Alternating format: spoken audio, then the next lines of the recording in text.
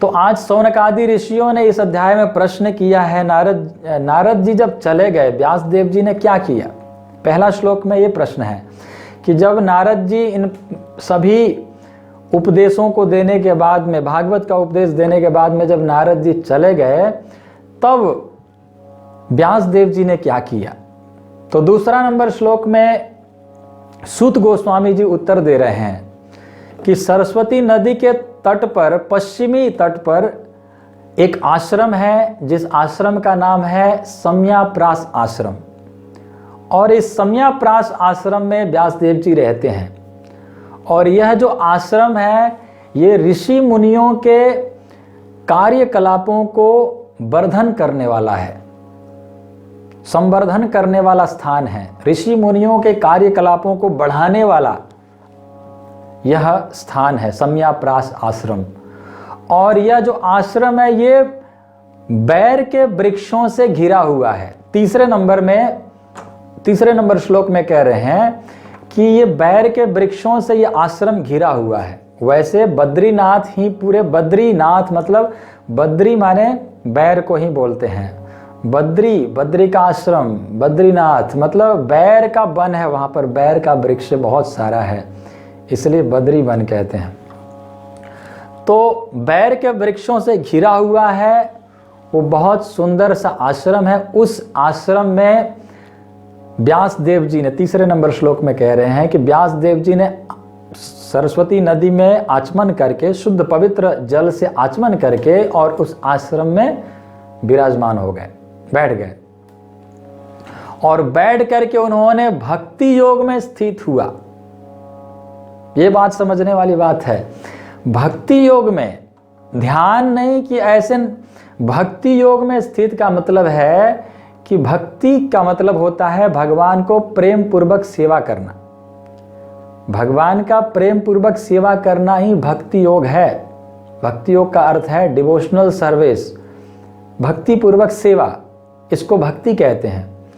तो भक्ति पूर्वक सेवा कर रहे हैं, सेवा करने के लिए भक्ति योग में स्थित हुए और मन को एकाग्र किए, भगवान की सेवा करने के लिए बैठे, भक्ति योग में स्थित हुए। मतलब अब सेवा करेंगे। सेवा क्या?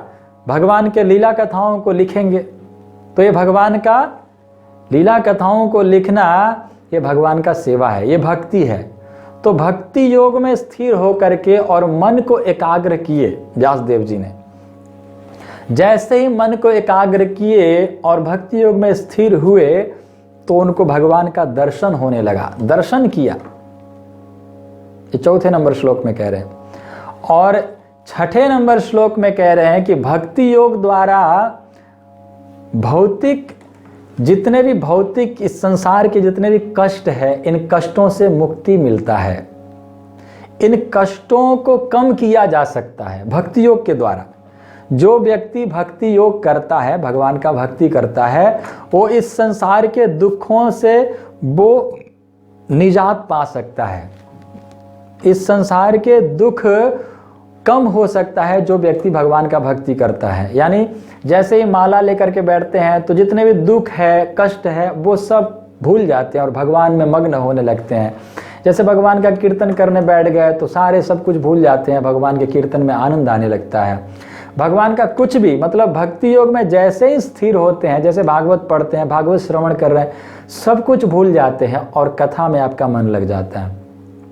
तो ये भक्ति योग में स्थिर होने से हमारे संसार के जो भी भौतिक संसार के जितने भी दुख है, उनको कम किया जा सकता है। और ये बहुत कम लोग जानते हैं। ये छठे नंबर श्लोक में कह रहे हैं कि लोग इस बात को जानते नहीं हैं कि भक्ति के द्वारा संसार के भौतिक दुख कम किया जा सकता है। इसको लोग जानते नहीं हैं, है ना। और तब उन्होंने भक्ति में स्थिर होकर के व्यास देव जी ने भागवत का संकलन किया, भागवत को लिखा, श्रीमद् भागवत कथा को लिखा। और 7वें नंबर श्लोक में कह रहे हैं कि जिस भागवत को श्रवण मात्र से, जो व्यक्ति इस भागवत को श्रवण कर लेता है, केवल श्रवण करने मात्र से कृष्ण प्रेम जो है अंकुरित होने लगता है। भगवान कृष्ण का जो प्रेम है वो हमारे हृदय में प्रकट होने लग जाता है खाली श्रवण करने से। ऐसा है ये भागवत, ऐसा भागवत का रचना किया व्यास देव जी ने, जिस भागवत को केवल श्रवण करने मात्र से हमारे हृदय में भक्ति अंकुरित होने लगती है और शोक मोह रूपी अग्नि शांत हो जाती है, तुरंत शांत हो जाती है। खाली इस कथा को श्रवण करने से, भागवत को श्रवण करने से शोक, जितने भी शोक है, संताप है, मोह है, वो सब खत्म होने लग जाता है केवल इस भागवत को श्रवण करने से। ध्यान पूर्वक और हर समय, लंबे समय तक इस भागवत को श्रवण करने से शोक और मोह से मुक्ति मिल सकता है। 8वें नंबर श्लोक में कह रहे हैं कि इस भागवत को रचना की उन्होंने, बहुत सुंदर भागवत का रचना की और इसको सुखदेव गोस्वामी को पढ़ाया। रचना करने के बाद में सुखदेव गोस्वामी को पढ़ाया, जो कि पहले से ही आत्मा साक्षात्कार में निरत थे। ऐसे सुखदेव गोस्वामी को पढ़ाया, जो सुखदेव गोस्वामी पहले से ही आत्मा साक्षात्कार में निरत थे, है ना।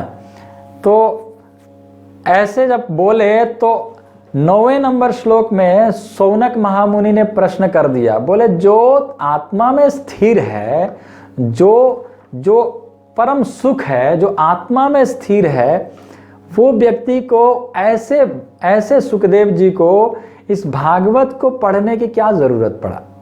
जो निवृत्ति मार्ग में चलने वाले हैं और अपने आप में जो प्रसन्न रहने वाले हैं, उनको इस भागवत का अध्ययन करने का कष्ट उठाना क्यों पड़ा, क्यों उठाए, ये ऐसा कष्ट क्यों उठाए। भागवत अध्ययन करना ये बहुत बड़ी बात है, इसको अध्ययन करना और इसको आत्मसात करना और इसको प्रचार करना, ये बहुत बड़ी चीज होती है। तो भागवत को इस तरह से जो आत्मा में रमण करने वाले हैं, जो अपने आप में प्रसन्न रहने वाले, अपने आप में आनंद लेने वाले हैं, वो ऐसे मुनि इस भागवत को अध्ययन करना क्यों पड़ा।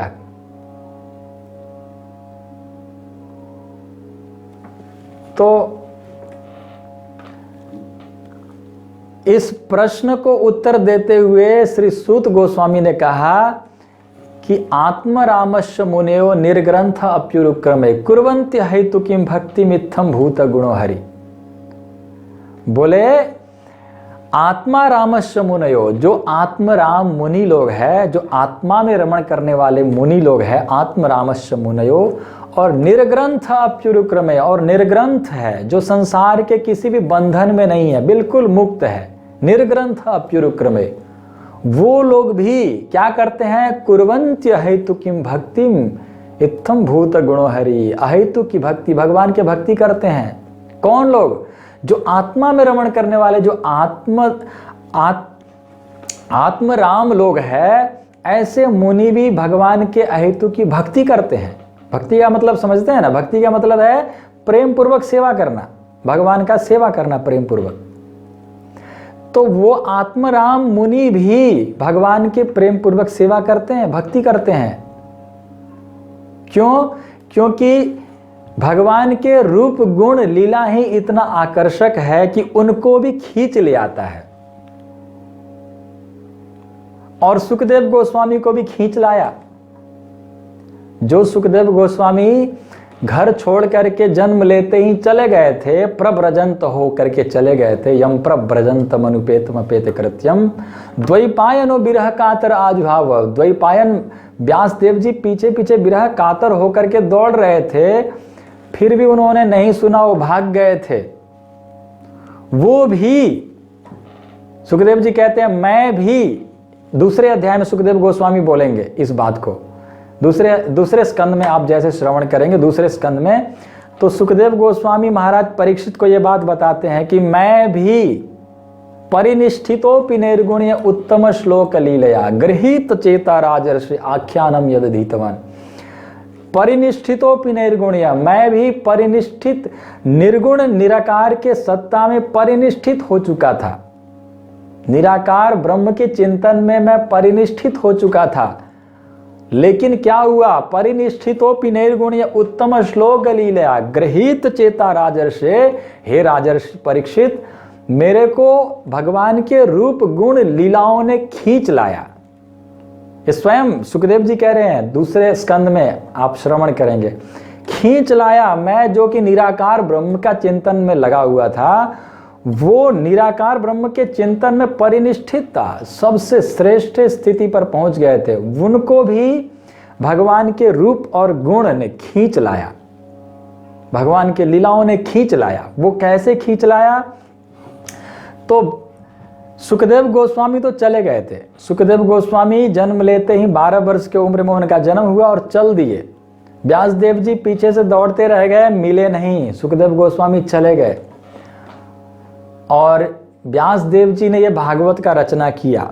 रचना करने के बाद में व्यासदेव जी सोचने लगे कि इसका प्रचार प्रसार कौन करेगा, क्योंकि इस भागवत का प्रचार करने वाला भी कोई चाहिए, और ऐसा प्रचार करने वाला कोई चाहिए जो परमहंस हो, क्योंकि परमहंस संहिता है भागवत, ऐसे वैसे कोई साधारण संहिता शास्त्र नहीं है, ये परमहंस संहिता है, परमहंसों का संहिता है।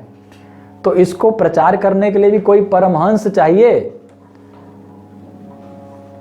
इसको प्रचार करने के लिए परमहंस चाहिए। तो परमहंस कहाँ मिलेगा, सोच रहे थे, तो उनके दिमाग में आया, मेरा पुत्र जो जन्म लेते ही प्रव्रजंत होकर के संन्यास लेकर के चला गया है, घर छोड़ करके भाग गया, उससे बड़ा कौन हो सकता है, उससे बड़ा परमहंस और कौन हो सकता है।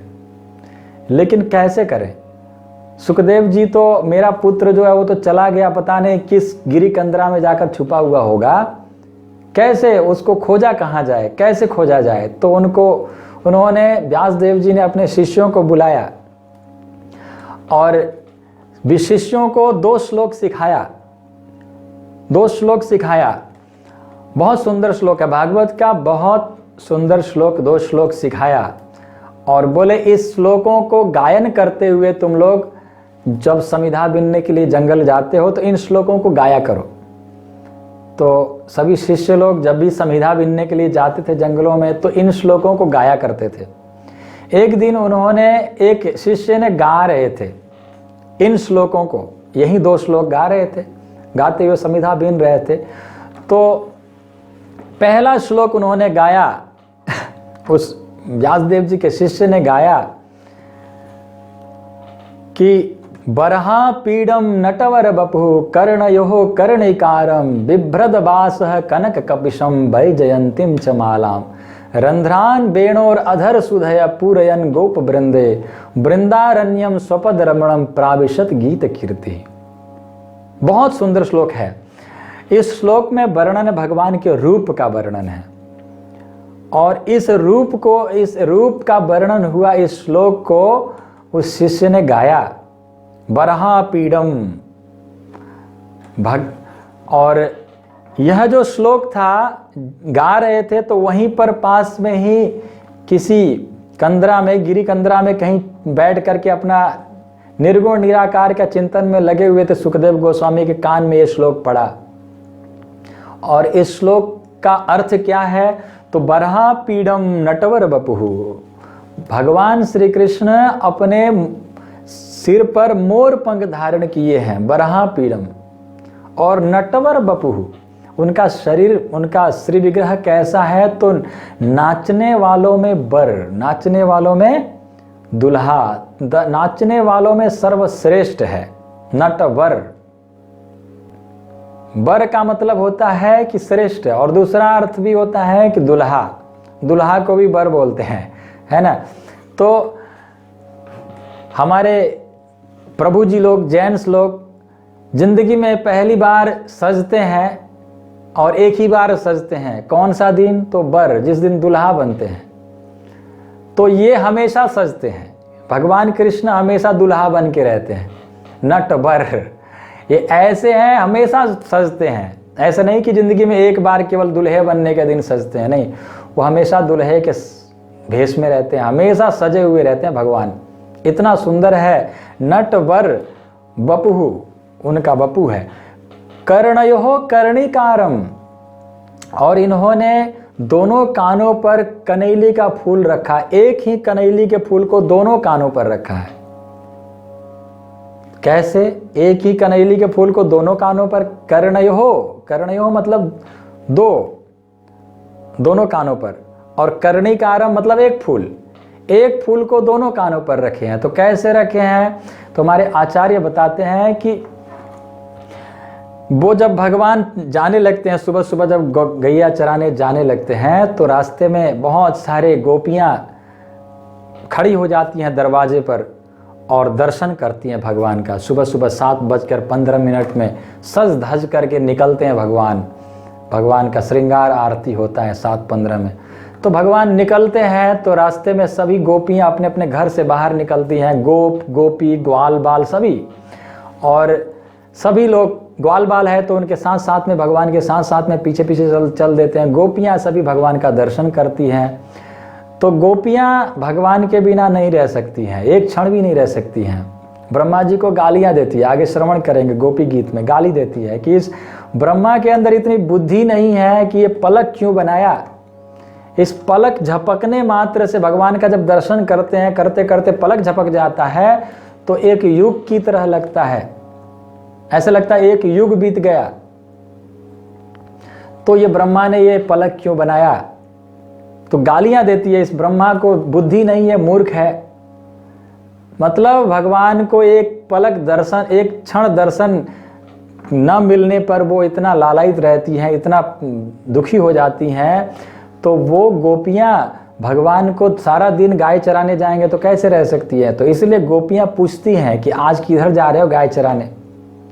तो भगवान बताते हैं, इशारे से बताते हैं, क्योंकि बूढ़े बूढ़े ग्वाल बाल भी वहाँ पर है, तो उनके सामने इस तरह से बताना बोलना अच्छी बात नहीं है। तो वो इशारे से पूछती है, तो ये भी इशारे से बताते हैं भगवान।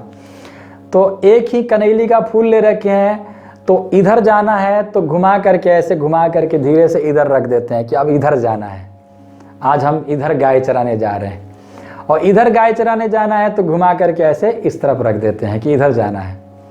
तो इशारे में घुमाते रहते हैं, इसीलिए कर्णयोः कर्णिकारम, एक ही कनैली के फूल को दोनों कानों पर रखने का मतलब ये है। बिभ्रदबासः कनक कपिशम, और भगवान वस्त्र पहने हैं कैसे?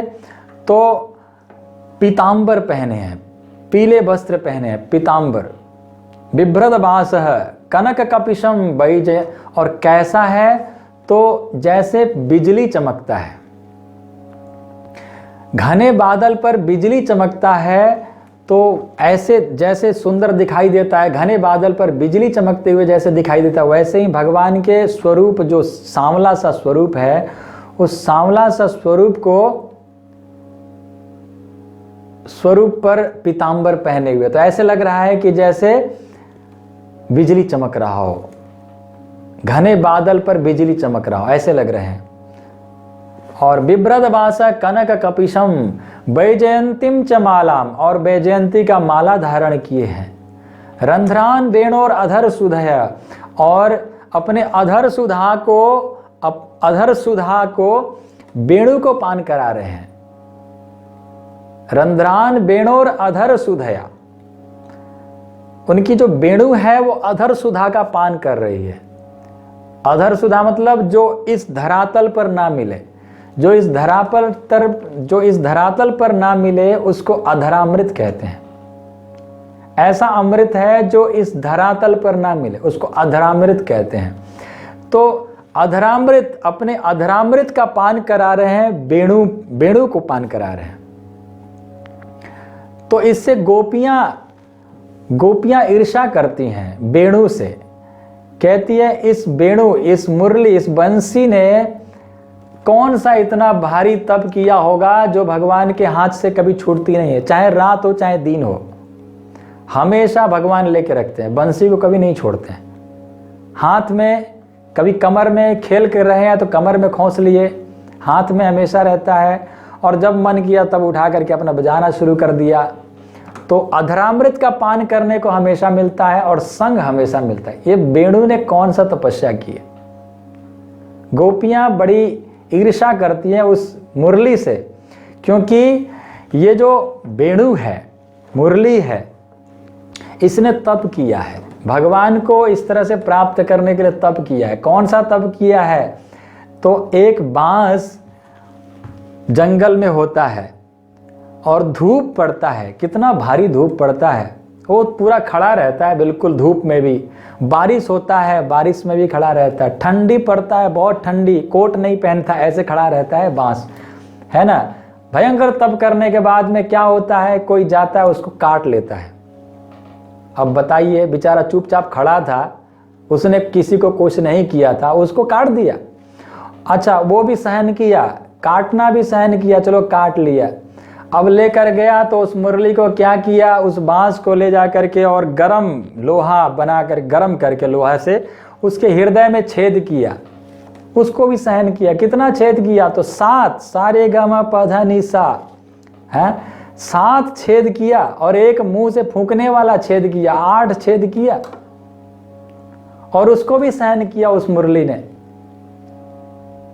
तो इतना भयंकर तप करने के बाद में ये भगवान के संग पा रहा है दिन रात। ऐसे नहीं, आसानी से नहीं मिल जाता है भगवान का संग।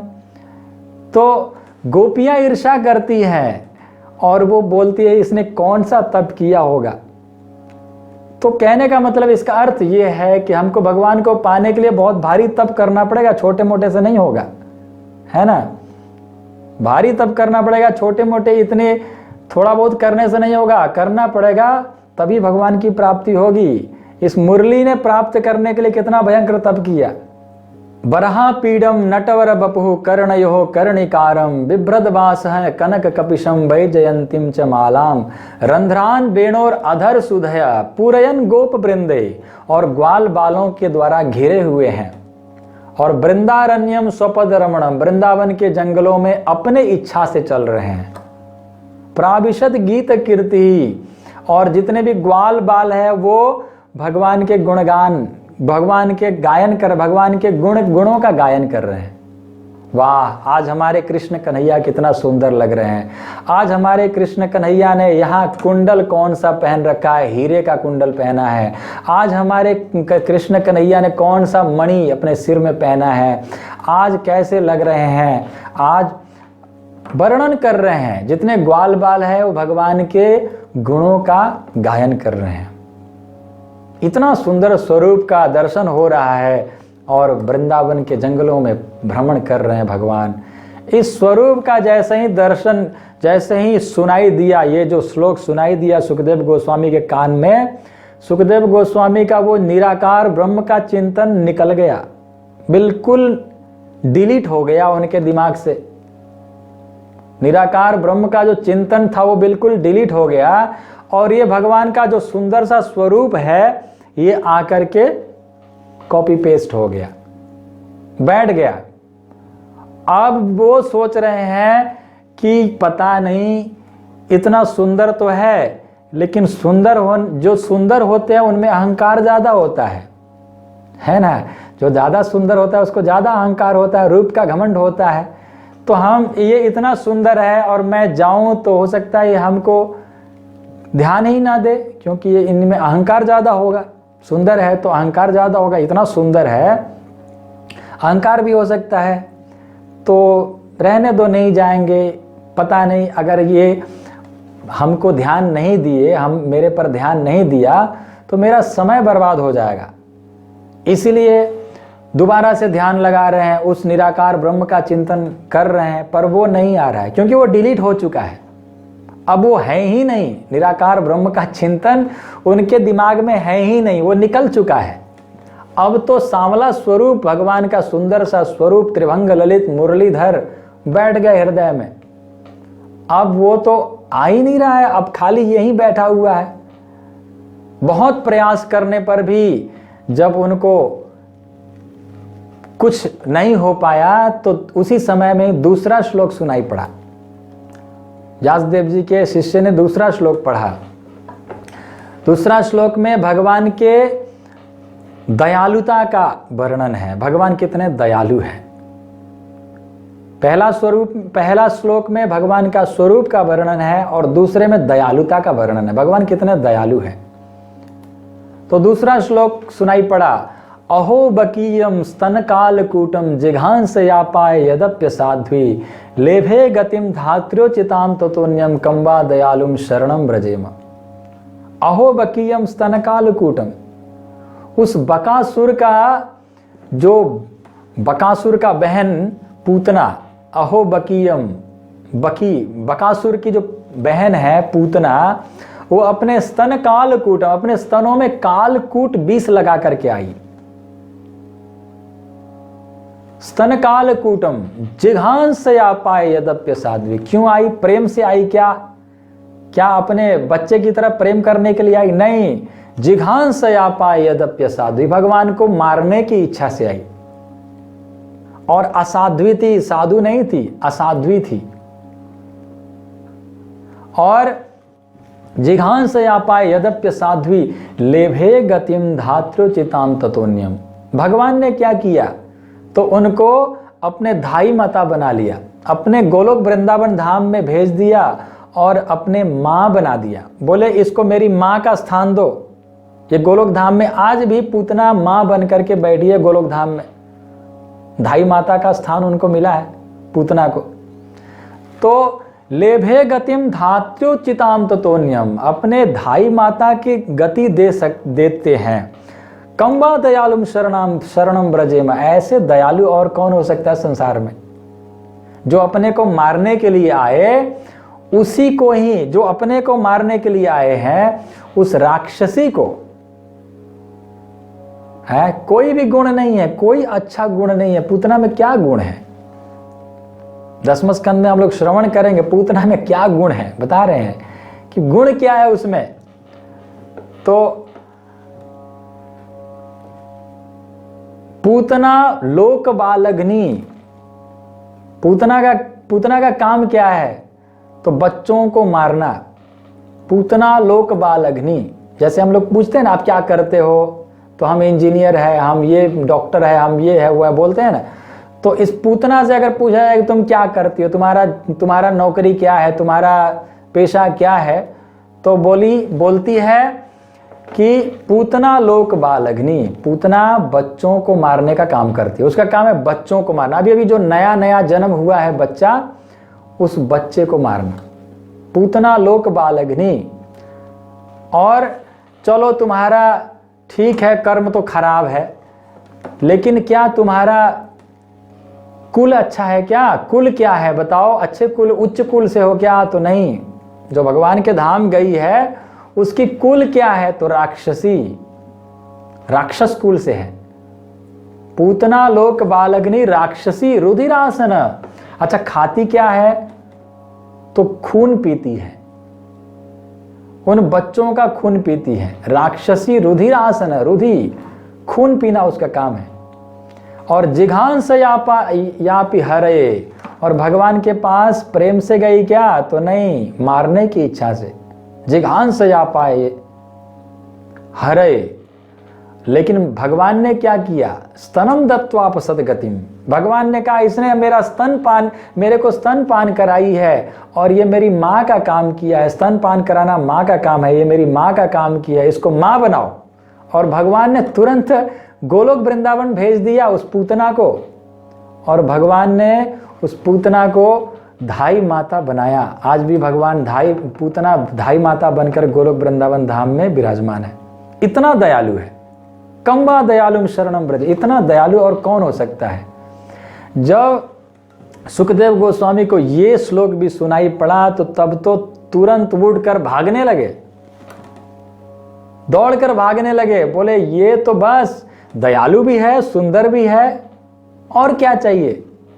और दौड़ते हुए आए सुखदेव गोस्वामी ने आकर के हाथ जोड़ करके बोले भैया और 2-4 श्लोक सुना दो, अभी जो 2 श्लोक सुनाए हो ऐसे और 2-4 सुना दो। तो उसने कहा कि मेरा गुरुजी के पास में तो 18,000 श्लोक है, ऐसा मेरे को तो खाली 2 ही सिखाए हैं, आपको अगर और सीखना है, सुनना है तो चलो मेरे गुरुजी के पास में। बोले हाँ चलो। फिर क्या था, सुखदेव गोस्वामी चल दिए, और व्यास देव जी ने जैसे ही अपने पुत्र, जो खोया हुआ पुत्र था वो आया, देखे तो बहुत प्रसन्न हो गए, और तुरंत सुखदेव गोस्वामी ने बोले कि हमें वो 18,000 श्लोक सिखा दो। फिर व्यास देव जी ने बैठा करके भागवत का कथा सिखाया। तो कैसे सिखाया, ये प्रश्न पूछ रहे हैं, क्यों इतना कष्ट उठाना पड़ा? तो इसी बात को, इस प्रश्न का उत्तर ही स्वयं सुखदेव जी ने दिया है। दूसरे स्कंद में हम श्रवण करेंगे कि परिनिष्ठितोपि निर्गुणया, मैं निर्गुण निराकार के सत्ता में परिनिष्ठित हो चुका था, लेकिन भगवान के रूप और भगवान के दयालुता गुण के कारण मैं खींचा चला आया। परिनिष्ठितोपि निर्गुणया उत्तम श्लोक लीलया गृहीत चेता राजर्षि, हे राजर्षि परीक्षित, मेरे हृदय को खींच लाया। गृहीत चेता राजर्षि आख्यानम यदधीतवान। तो भगवान के रूप गुण लीला इतना आकर्षक है जो हमको खींच लेता है। और आत्माराम जैसे मुनि भी भगवान कृष्ण, भगवान के भक्ति करते हैं। तो जब उन्होंने इस तरह से समझाया तो, और हरेर गुणाक्षिप्तमति, ये 11वां नंबर श्लोक में कहते हैं, हरेर गुणाक्षिप्तमति भगवान बादरायणी अद्य गानम हदाख्यानम नित्यम विष्णु जनप्रिय। हरेर गुणाक्षिप्तमति, भगवान के गुण ही, भगवान के गुणों को, भगवान के लीलाओं को उन्होंने उसमें निमग्न हो करके और अध्ययन किया। सुखदेव गोस्वामी ने अध्ययन किया। हरेर गुणाक्षिप्तमति भगवान बादरायणी, बादरायणी मतलब व्यास देव जी के पुत्र सुखदेव गोस्वामी ने। अद्य गान महदाख्यानम नित्यम विष्णु जनप्रिय, उन्होंने भागवत का अध्ययन किया। और सुखदेव गोस्वामी कैसे हैं? तो भक्तों के प्रिय है। भगवान के भक्त लोग बहुत प्रेम करते हैं सुखदेव गोस्वामी को। भगवान के भक्तों के प्रिय है सुखदेव गोस्वामी।